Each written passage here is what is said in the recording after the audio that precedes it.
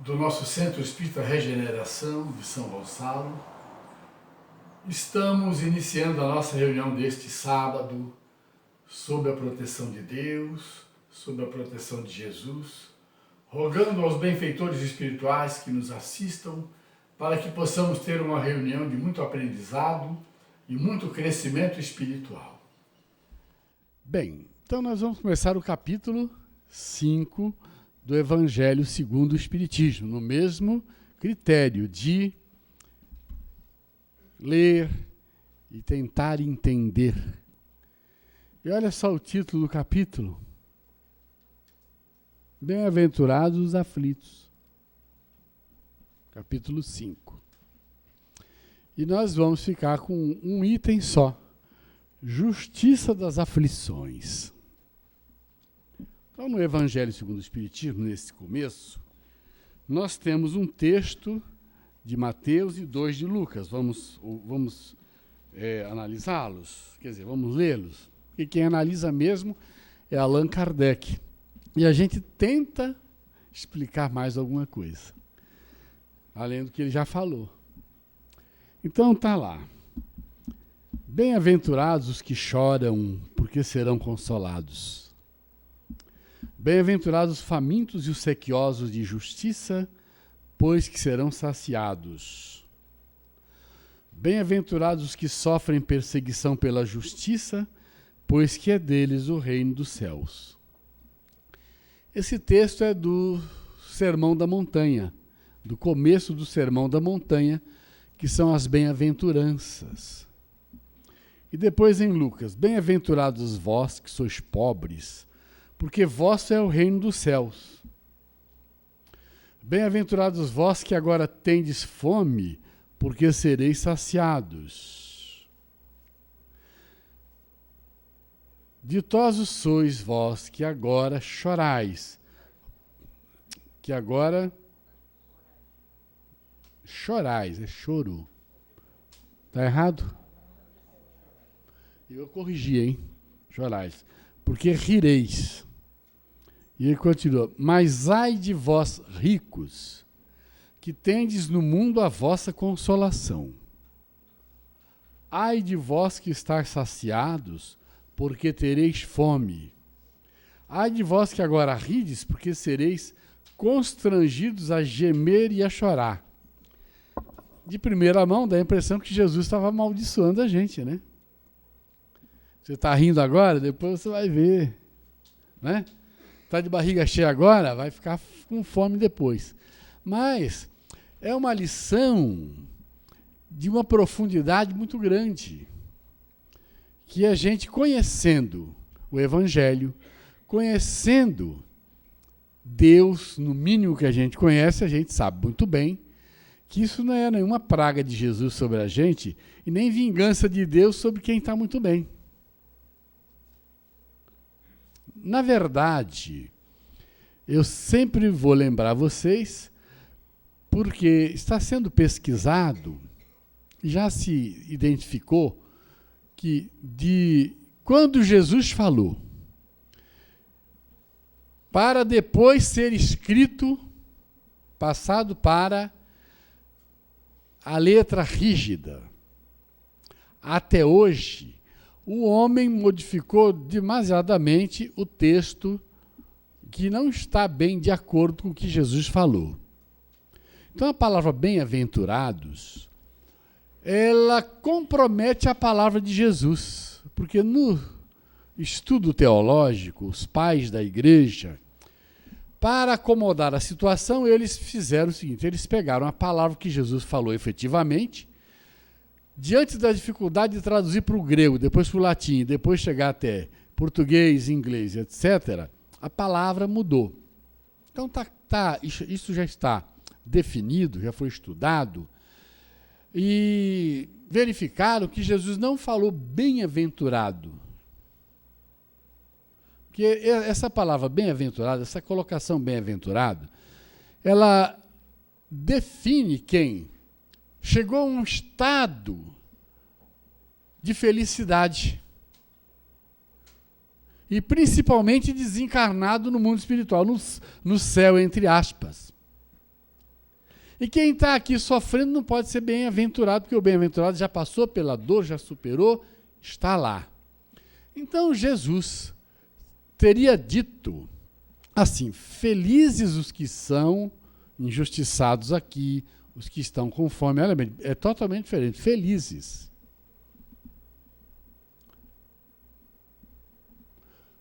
Outros dizem que a palavra feliz lá, ela, no hebraico, é kadima.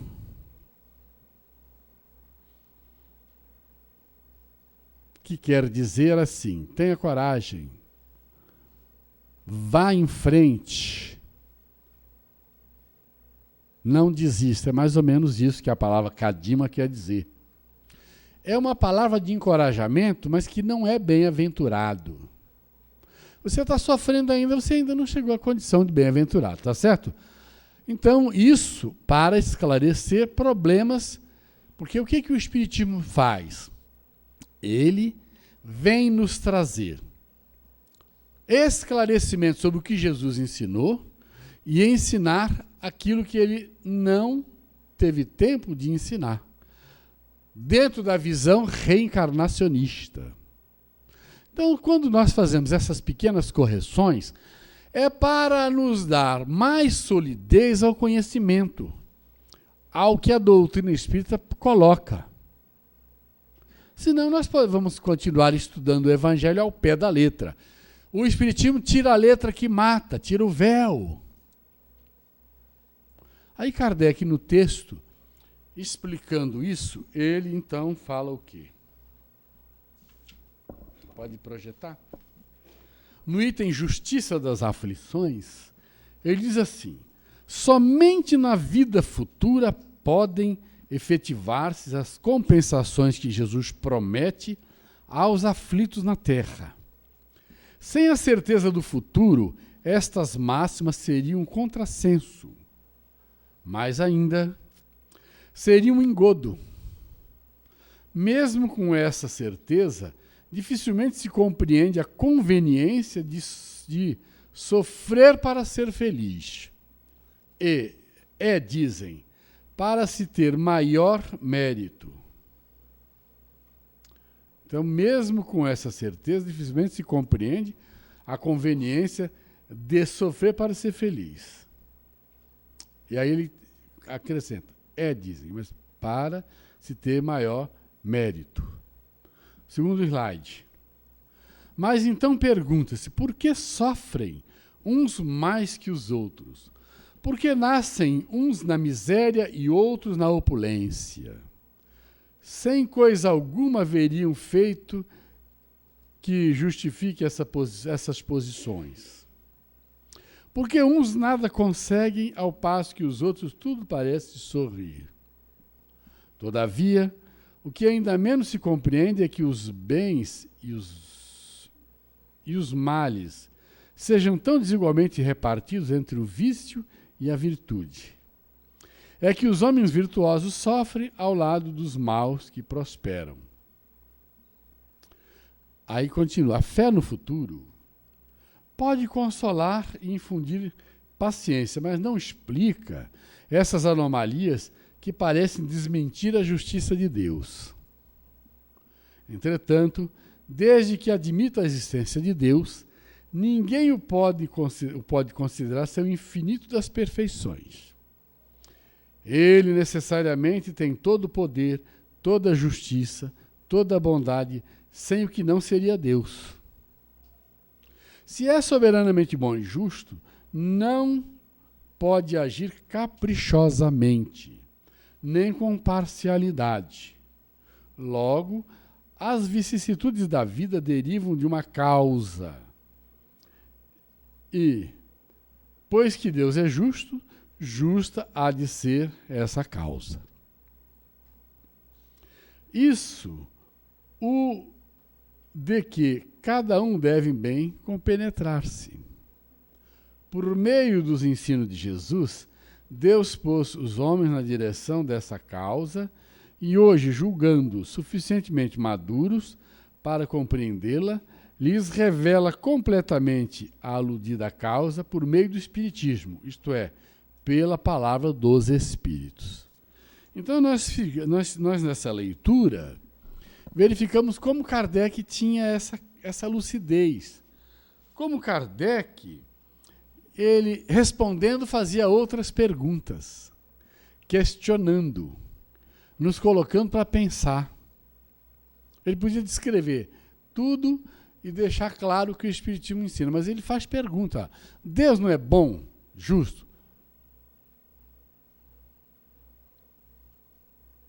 Se ele é bom e justo, por que que a Terra é assim? Por que que tem tanta desigualdade? Porque você tem países inteiros em desgraça, enquanto você tem países onde a opulência é assim, de uma maneira tão grande, que as pessoas ficam até com tédio, de tanto que tem. Né? Você vai aos países nórdicos, então lá não falta nada. Ninguém tem fome, não tem problema de educação, não tem problema de doença, não vai ao médico quem não quer, não vai ao dentista quem não quer. É assim. Aí você vai para o Brasil, vem para o Brasil, é uma diferença gigantesca. E tem países ainda pior do que o nosso. O nosso era a 7ª economia, parece que caiu para a 9ª, mas está bom demais. Em relação aos países que não tem nada, absolutamente nada. Quando houve o terremoto no Haiti, e que o Brasil foi para lá para atender ao convite da ONU, para ajudar a pacificar lá a região, eles chegaram lá e encontraram um país destroçado, sem nada, sem água potável, sem comida. E não adiantava mudar de uma cidade para outra, porque onde eles iam não encontravam absolutamente nada, era miséria só. Tem países da África onde as tribos, eles se matam um facão. O dia que não tiver facão é paulada na cabeça.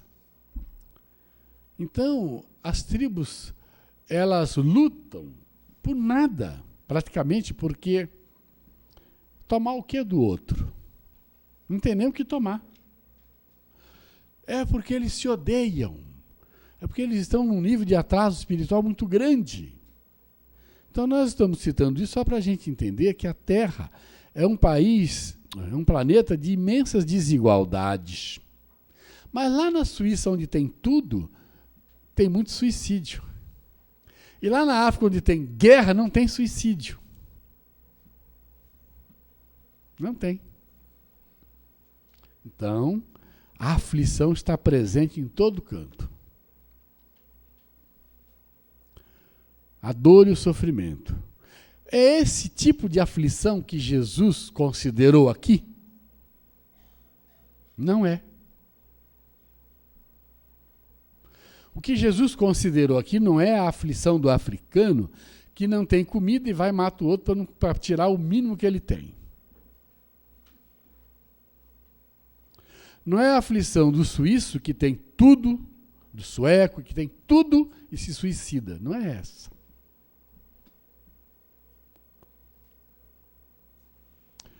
Então, só o Espiritismo ensina isso. E mesmo aqui na codificação, Kardec deu uma orientação que só fica bem entendida depois com Emmanuel, com Joana de Ângeles, com Bezerra de Menezes, com esses espíritos nos ajudando a interpretar. Usando o quê? Como é que a gente chama isso?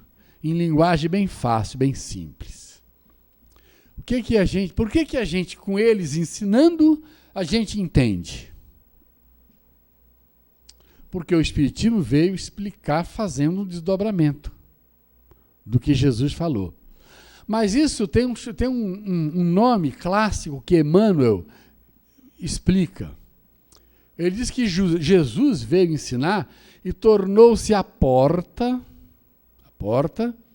de entrada nossa para o reino dos céus. Só que ele não deixou a porta totalmente aberta.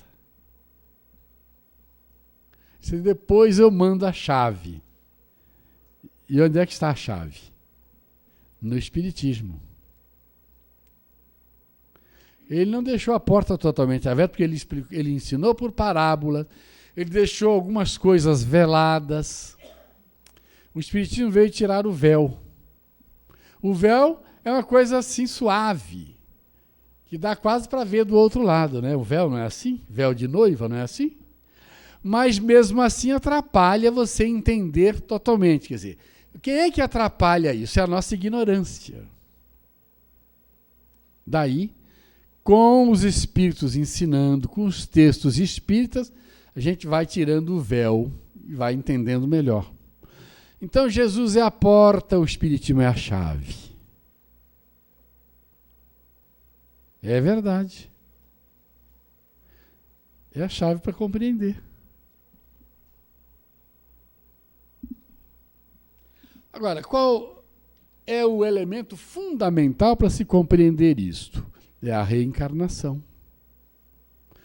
A ideia das vidas passadas, o problema presente na vida agora e a ideia da vida futura. Então, só entendendo por esse mecanismo, nós vamos compreender o problema dos nossos sofrimentos. Eu acredito na reencarnação, acredito que estou aqui reencarnado e que na vida futura eu serei feliz. Se eu aqui estiver resgatando as coisas do passado. Se eu estou agora sofrendo, eu errei no passado. Se eu estou errando agora, eu vou sofrer no futuro. Há necessidade do sofrimento para ser feliz? Não. Não há necessidade. O que é efetivamente necessário é que eu me conscientize e comece a mudar de postura. Isso acontece com um despertar da consciência. A consciência desperta não erra, erra menos. O seu autoconhecimento da sua condição de espírito reencarnado, que já errou muito, que está aqui agora e precisa aproveitar, é fundamental para você não errar agora e ser feliz no futuro. E para você despertar consciência, tem muita coisa, gente. Não pense que você vai despertar consciência hoje, amanhã, daqui a um ano. É demorado. É um mecanismo longo. Agora tem uma coisa muito importante, que vocês vão me dar razão. Dar razão a Joana de Ângeles. A Joana de Ângeles diz que nós estamos hoje aqui como individualidade. Você é uma individualidade? É. Você é um indivíduo. Só que na reencarnação atual, você está com esta personalidade que você está. Luiz está ali. Eliane está aqui. A Yara está ali, eu estou aqui. E cada um de nós, individualidade que somos, estamos como uma personalidade aqui, trabalhando isso, trabalhando essa oportunidade que nós estamos tendo aqui. Vocês já descobriram o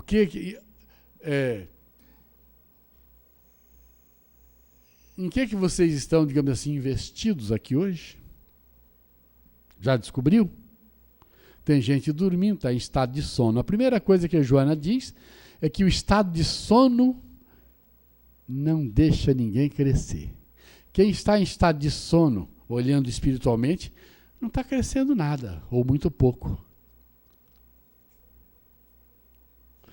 Além de estar em estado de sono, na conjuntura espiritual, está dormindo na hora da palestra.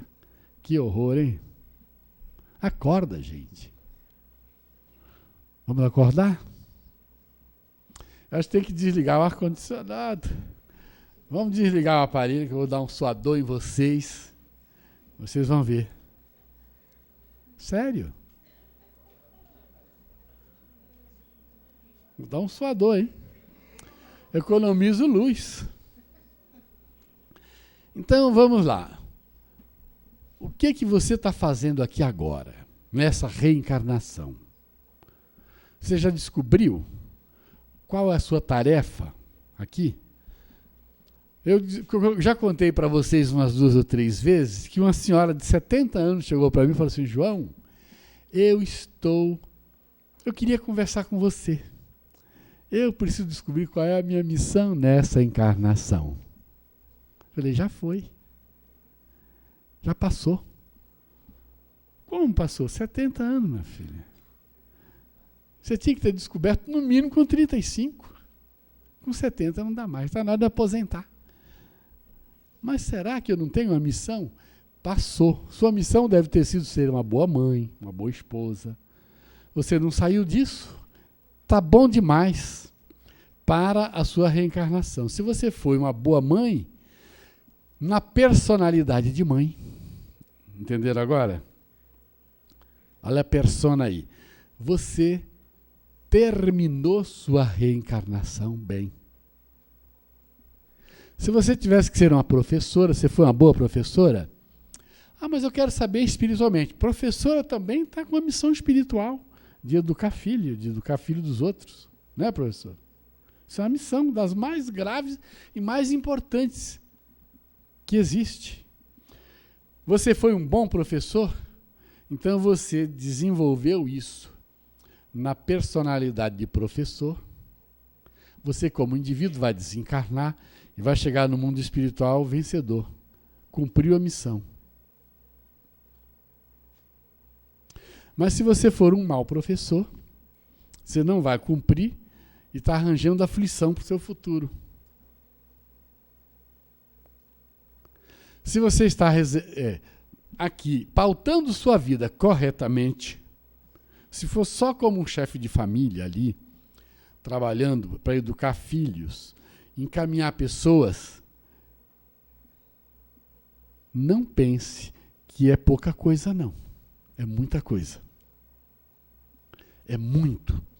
A missão número 1 aqui de todos nós é paternidade e maternidade. Pode ser um bom médico, mas fracassou como pai, como mãe. Fazer o quê? Para onde vai um filho que não está bem orientado no lar? Pelos pais. Que não tem o amor dos pais, que não tem a compreensão, a educação dos pais. Para onde ele tem tendência de ir? Ele pode até superar, mas a tendência é qual? É ter problemas, ter dificuldades.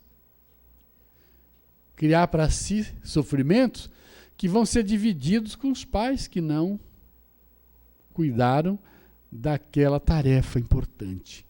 Então nós podemos estar arranjando aflições para o futuro, em vários ângulos do que nós estamos fazendo. Você pode até estar centrado na sua tarefa e causando problemas em outras áreas. Ah, eu fui um bom professor, mas fui mal em outras coisas.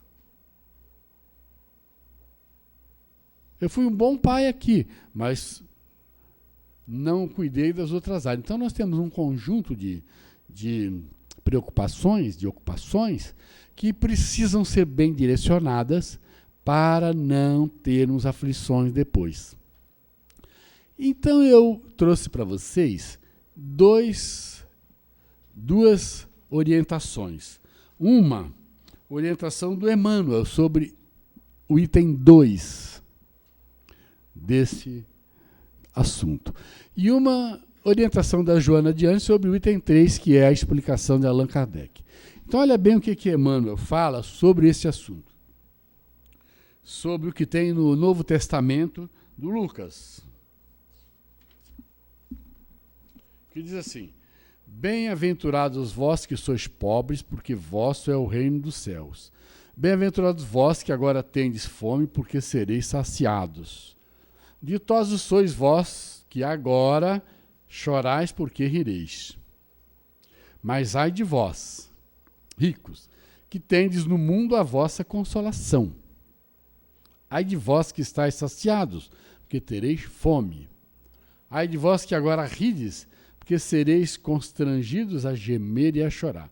O Emmanuel, explicando isso, no livro O Espírito da Verdade, que é um livro que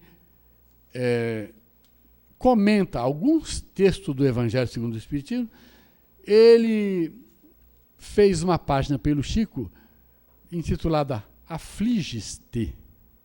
Ele diz assim: aflige-te com a vizinhança do parente menos simpático. Esqueces-te, no entanto, dos que vagueiam sem rumo. Afliges-te com leve dor de cabeça que o remédio alivia. Esquece, porém, dos que carregam a provação da loucura na grade dos manicômios. Afliges-te por perder a condução no momento oportuno. Esquece, portanto, entretanto, dos que jazem detidos em cátares de sofrimento, suspirando pelo conforto de ser, de se arrastarem. Aflige pelo erro sanável da costureira na vestimenta que encomendaste. Esquece, contudo, daqueles que ostentam a pele ultrajada de chagas sem se queixarem. Afliges-te em casa porque alguém te não fez o prato de preferência. Esquece, todavia, dos que varam à noite atormentado de fome. Aflige-se com as travessuras do filhinho desajustado. Esqueces-te, contudo, das crianças perdidas ao sabor da intempérie. E vai ele dizendo: aflige-te por insignificantes deveres no ambiente doméstico. Esquece-te, porém, dos que choram sozinhos no leito dos hospitais. Aflige-te tantas vezes por bagatelas. Fita, no entanto, a retaguarda e, reparando as aflições dos outros, agradecerás ao Senhor a própria felicidade que não conseguias ver. Então, nós falávamos há pouco que nós temos na Terra essa diferença toda. Que tem um país inteiro sofrendo, enquanto tem o outro com abundância de alimento. O que tem abundância de alimento fica no fastio, na preguiça, se acomoda, enjoa de viver e se suicida. Jesus não falou desse aflito. Como também lá no país onde não há nada, as pessoas lutam uns contra os outros, mas não tem índice de suicídio. Então nós queremos mostrar para vocês o quê?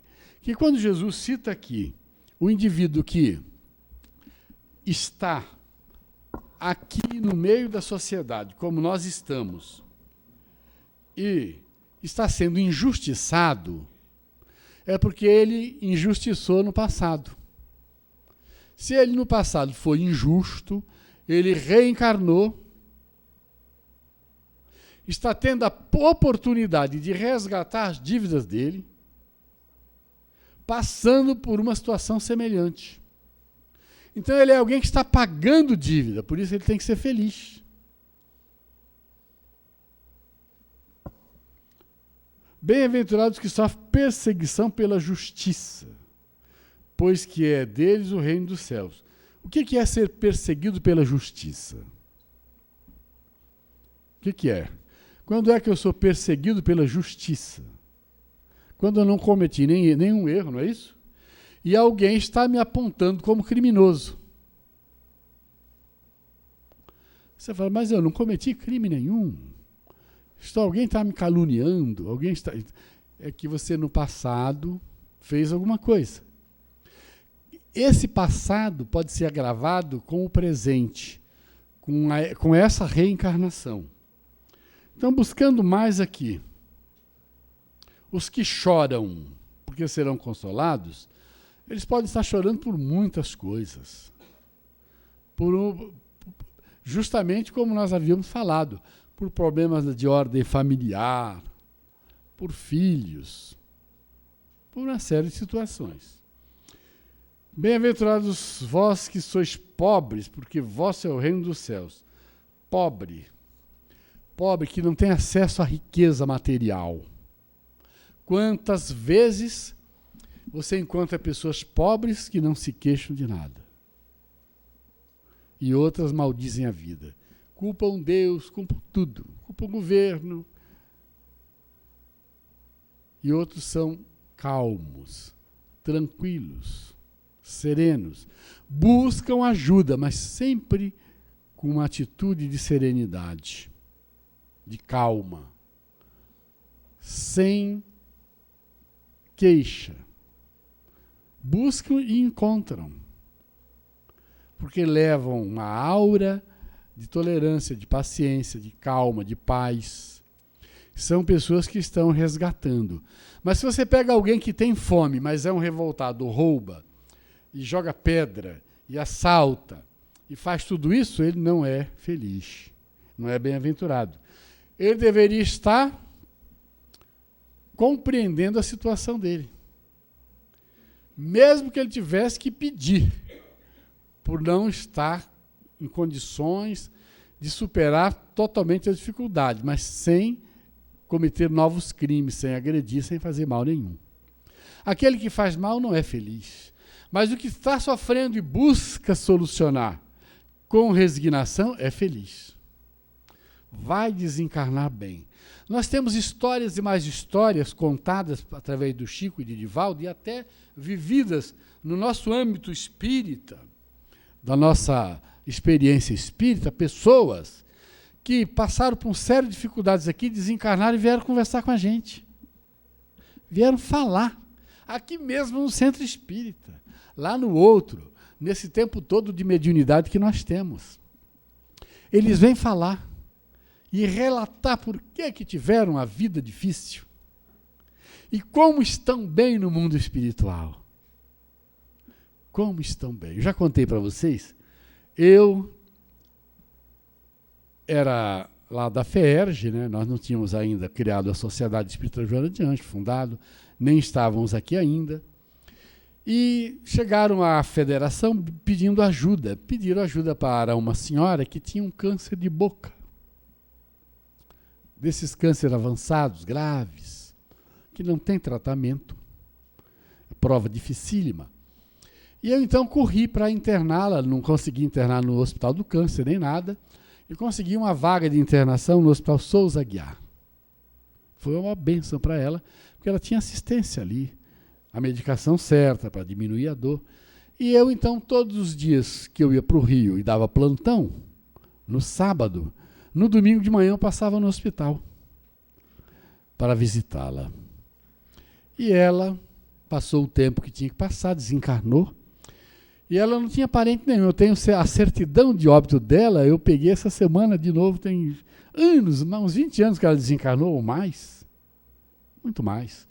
E eu estava mexendo nos meus papéis, estava lá a certidão de óbito dela, eu guardo. Se um dia aparecer alguém querendo saber, eu tenho a certidão de óbito. E ela não se queixava de nada. E eu dizia, meu Deus, como ela está enquadrada no Evangelho. Ela não se queixava. Sempre dizia que estava bem. Feliz. Câncer dói muito. E na área de pescoço, cabeça, afeta, é muito doloroso. E no enterro, só eu e o rapaz que empurrava o carrinho, nós enterramos ela. Numa cova rasa, que é a melhor cova, viu? Eu digo que vocês todos serem enterrados, peça uma cova pobre, rasa, sem mausoléu. Gasta muito dinheiro. Então, eu orei por ela durante uns 3 meses. Aí pensei assim, ela deve estar muito bem no mundo espiritual. Então eu vou parar de orar por ela, vou orar por outros que aparentemente estavam piores, né? Orei, parei. 2 anos depois ela se comunicou. Chegou, falou meu nome. Eu falei assim, eu não sou vidente. Quem é você? Não está me reconhecendo? Eu falei, não, eu sou fulana. Eu não me lembrava mais. Aí eu falei assim, me dá um tempo. Rebusquei. O nome dela era um nome raro, não é nome muito comum. E eu lembrei dela. Você é a fulana? Sou. Como é que você está? Ah, eu vim te pedir oração.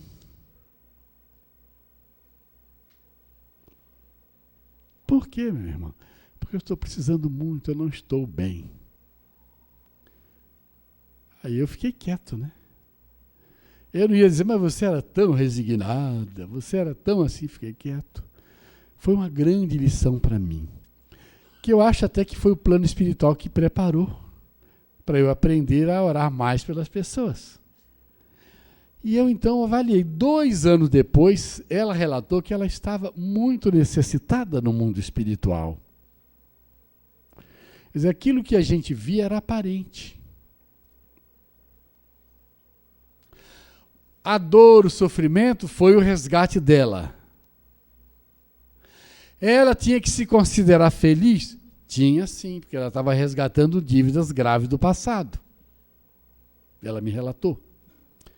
Mas, por que depois de 2 anos ela ainda precisava de ajuda? Ela não estava classificada entre os felizes.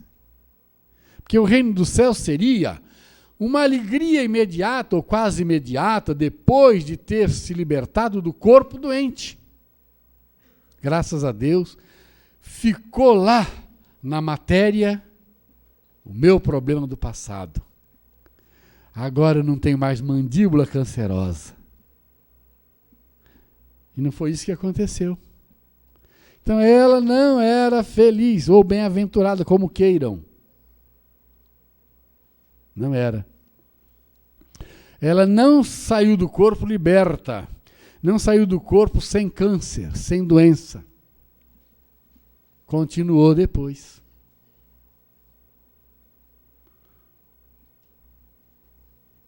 Daí, a gente tentar entender isso, né? Nessa análise dessas coisas todas que os Espíritos deram. Então, o Emmanuel recomenda aqui para a gente, diante de dores de um modo geral, de sofrimento de um modo geral, a gente não se afligir. Não se afligir é se controlar e buscar entender por que está sofrendo. E passar pelo sofrimento com resignação. A Joana comenta o item 3, que é o item das...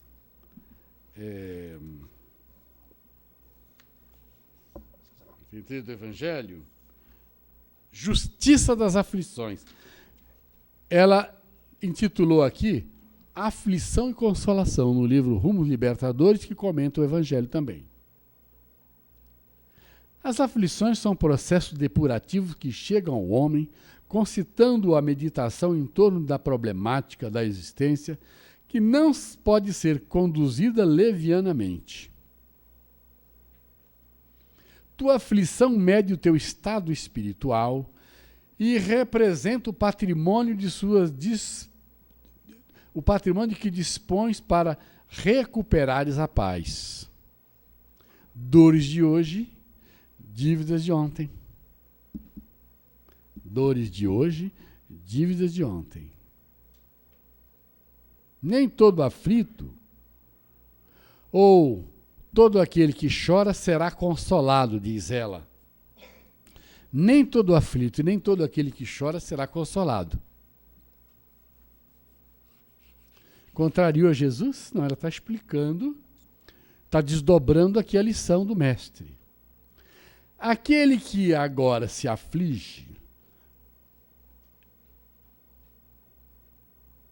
recupera-se das aflições que a outra impôs. Por isso, só na vida futura, se hoje bem se conduzir, será consolado. Então, a consolação vem depois de você passar pelo sofrimento, entender o sofrimento, entender que ele é resgate. E aí você vai se sentir bem. A minha amiga que desencarnou, que eu enterrei, ela não desencarnou consolada. Ela continuou sofrendo.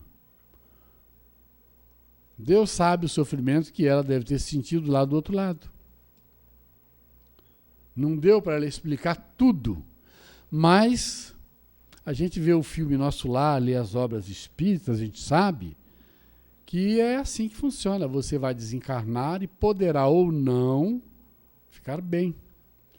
Há, todavia, aflitos que se fazem afligentes, explodindo em rebeldia contra os fatores causais das suas necessidades evolutivas, não raro assumindo uma falsa posição de vítima e engafinhando-se nas disputas do desequilíbrio pelo trânsito através do corredor da loucura por onde derrapam.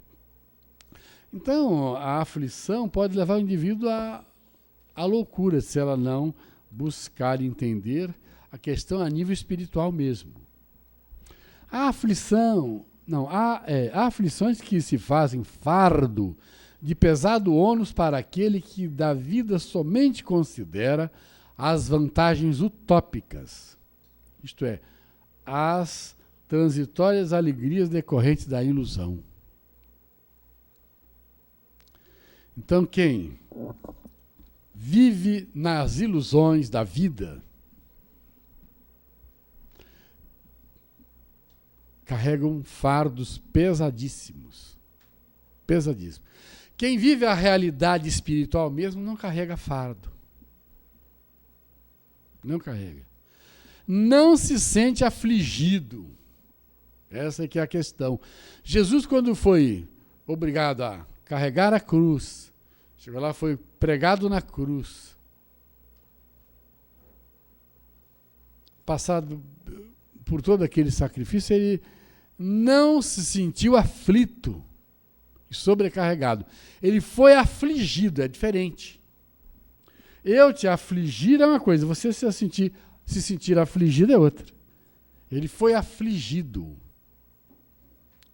mas não causou isso para ele nenhum prejuízo imediato depois do sofrimento que ele teve que passar. Vamos ver mais aqui. Muitas aflições têm a medida que se lhe atribui, aumentando-as ou valorizando-as em face de uma atitude falsa ou decorrente de exigência de um mérito que em verdade não se possui. Então as pessoas às vezes elas passam por situações e dependendo de como elas vivenciam essas situações, elas podem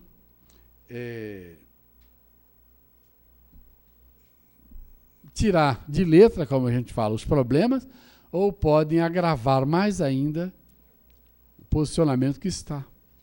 Depende da resignação ou da revolta. Da atitude silenciosa e calma verdadeira e não da atitude silenciosa e calma falsa.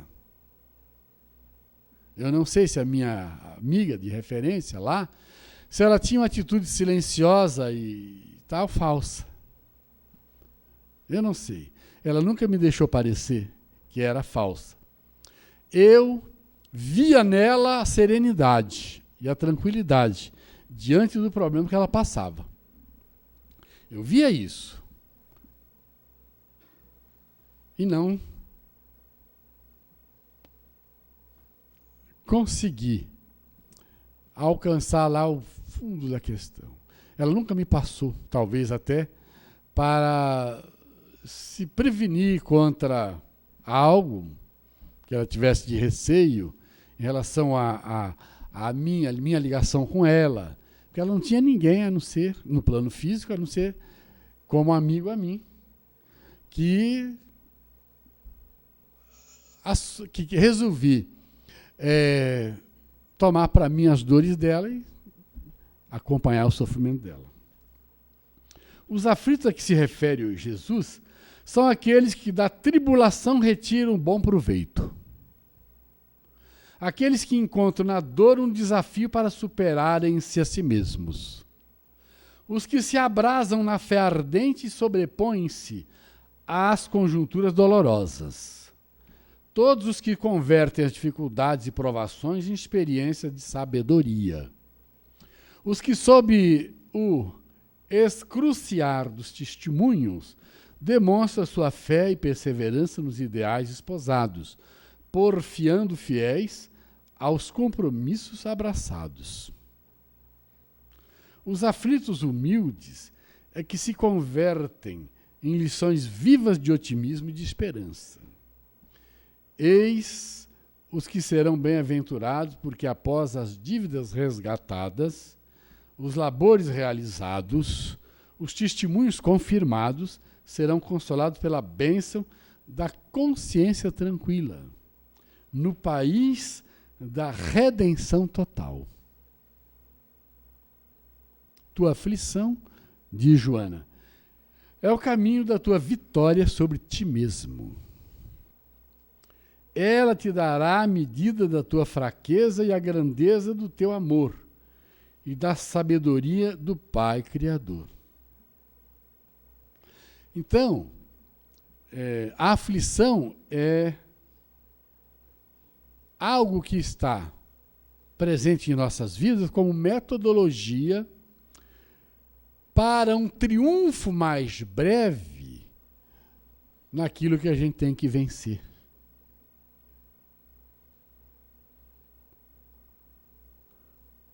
Se a gente tiver isso com esse nível de compreensão, porque tem o aflito desesperado e o aflito sereno, entenderam? Tem o aflito calmo, tranquilo.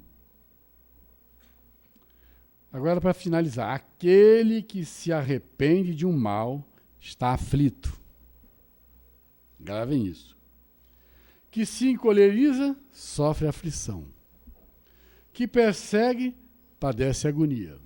Que inveja, extremunha-se e chora. Que odeia, galvaniza-se sob o açodar da fúria e comburecer nos altos fornos do desequilíbrio que gera. Estes não serão, por enquanto, consolados. Somente quando a consciência da dor os faça amar. Submetendo-os à divina vontade, encontrarão na aflição a felicidade porque anelam, a felicidade que esperam. Então, esse é o começo do nosso capítulo Bem-aventurados os aflitos. Como nós teremos muitos momentos de reflexão sobre esses textos, vamos parando por aqui, dando um pouco mais de importância, um pouco mais de atenção a esses textos que o Evangelho segundo o Espiritismo nos traz, para que a gente possa realmente incorporar nas nossas vidas uma atitude renovada, uma atitude de libertação através dos problemas, das aflições, das dores que aparecem, que estão presentes e que vão aparecer ainda em nossas vidas. Muita paz.